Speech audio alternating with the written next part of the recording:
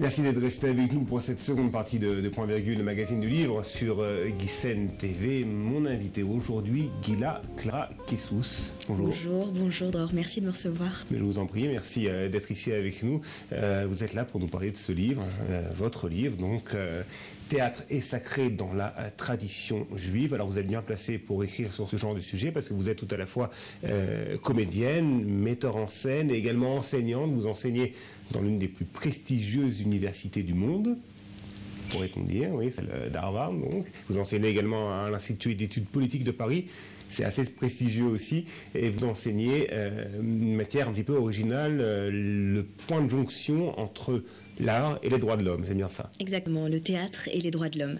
C'est une matière qui est un petit peu différente de celle dont on a l'habitude de voir, mais pour moi, c'est très important de pouvoir réaliser qu'aujourd'hui, les personnes qui font des sciences politiques s'interrogent sur la nécessité de passer par l'art pour comprendre l'actualité.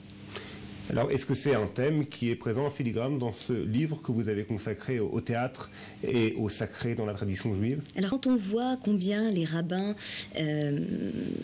étaient ouverts, on va dire, au fil des siècles, on se rend compte que oui, nous avons tout à fait des thèmes touchant aux droits de l'homme, touchant à l'éthique de la tradition juive qui reviennent tout au long des siècles, et cela depuis le IIe siècle avant l'ère chrétienne, puisque la première pièce de théâtre juive date de du IIe siècle avant l'ère chrétienne, jusqu'à Israël de nos jours, oui.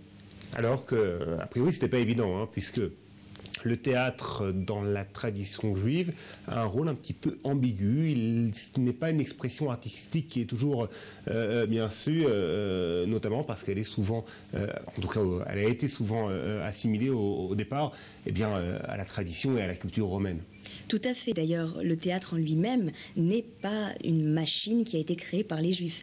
Le théâtre est une machine créée par les Grecs. D'ailleurs, le mot théâtre, théatron, est aujourd'hui toujours utilisé en hébreu, ce qui montre bien que la langue hébraïque elle-même n'a pas voulu créer, si vous voulez, un mot qui soit purement hébraïque pour pouvoir toucher à cette réalité qui est l'art dramatique. C'est donc une importation culturelle qui nous vient de la Grèce, qui a été bien évidemment reprise ensuite par les Romains, et donc c'est quelque chose qui a été perçu par une partie, en tout cas, du peuple juif au départ comme un corps étranger, une importation culturelle qui n'a rien à voir avec la tradition sacrée juive. Alors ce qui est intéressant, c'est de voir qu'en fait, dès l'Antiquité grecque, les Juifs se passionnent pour le théâtre. On a retrouvé des stèles qui avaient été gravées dans les amphithéâtres, places réservées aux Juifs religieux. On a des preuves que de nombreux Juifs étaient comédiens à l'époque. Ce n'est qu'à partir de l'Antiquité romaine, donc à partir de la création des cirques, que véritablement les rabbins vont se poser la question de la violence dans le cadre de représentations théâtrales. Et on va voir que c'est surtout cette idée de sacrifice humain, puisque c'est bien ce qui se faisait à l'époque avec les gladiateurs, que les rabbins vont vraiment avoir des réserves vis-à-vis du genre théâtral. Réserves qu'il faut nuancer là aussi, puisque certains rabbins disent qu'on a le droit d'aller au théâtre, ça on le retrouve dans le traité d'Avoda Zara, on a le droit d'aller au théâtre le jour de Shabbat pour parler de problèmes communautaires.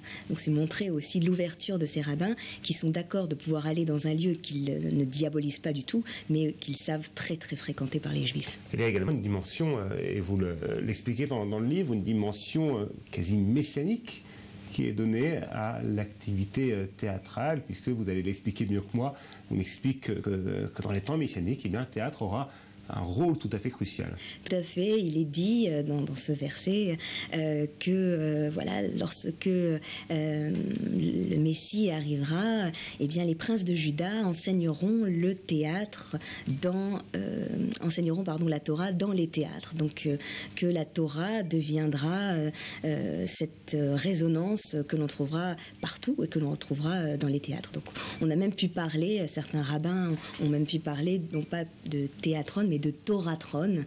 Et c'est vrai que de nos jours, quand on voit l'engouement qu'a pu prendre l'art dramatique, surtout après donc le traité de Sheelot Utshuvot, de Responsae rabbinique, sur la question le théâtre est-il cachère ou non, de Rav Spector, on voit un véritable engouement et surtout, bon, on va dire, on casse une quelconque retenue vis-à-vis de cet art théâtral.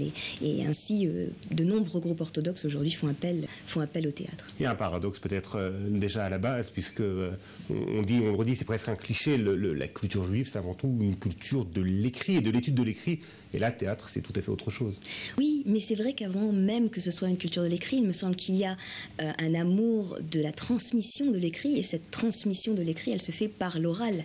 Et finalement, tout va être bon pour pouvoir transmettre à l'oral avec ou non certains gestes. Et là, bon, on n'a qu'à penser à Pessah, on n'a qu'à penser à Purim. Donc ces deux fêtes qui sont des fêtes théâtrales dans la tradition juive, tous les prétextes sont bons pour pouvoir transmettre au mieux ce message écrit.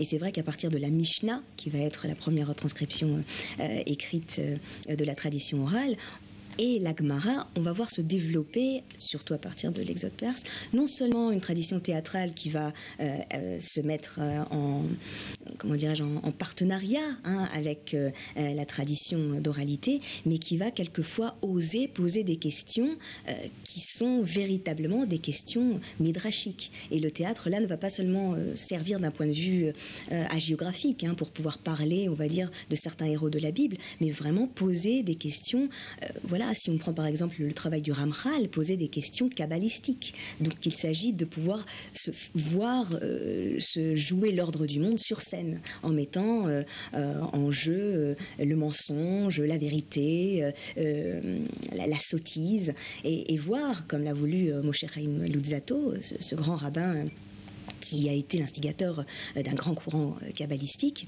de voir comment est-ce que le théâtre peut être utilisé dans une idée peut-être de théâtre cosmique.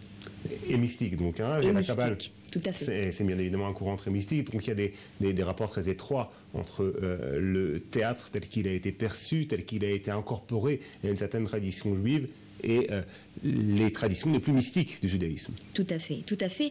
Et là, comment ne pas, par exemple, mentionner la tradition chassidique, le chassidisme qui est ce mouvement mystique qui parle de théâtre cosmique, c'est-à-dire qu'il dit que Dieu est spectateur de son monde, puisqu'il a réussi, il a voulu en sortir, laisser l'homme jouer la partition qui est préécrite par ce spectateur qui est Dieu, tout en permettant la volonté, en permettant la réalité que Dieu a voulu. Donc il y a vraiment une réalité théâtrale dans le rapport de Dieu à l'homme qui est absolument remarquable, sans compter bien sûr dans la tradition chassidique l'incorporation de véritables techniques théâtrales. Je pense aux contes, bien sûr, je pense aux chants, Nigonim, et je pense aux danses également. Vous consacrez la dernière partie de votre livre au théâtre en Israël, dans l'Israël contemporain. Et on sait que le théâtre a une place très importante dans la culture israélienne d'aujourd'hui. Et vous axez votre étude sur le théâtre en Israël, sur les rapports entre, encore une fois, le théâtre et la tradition juive telle qu'elle est vécue aujourd'hui en Israël, les rapports plus ou moins ambigus de certaines communautés religieuses avec l'activité théâtrale.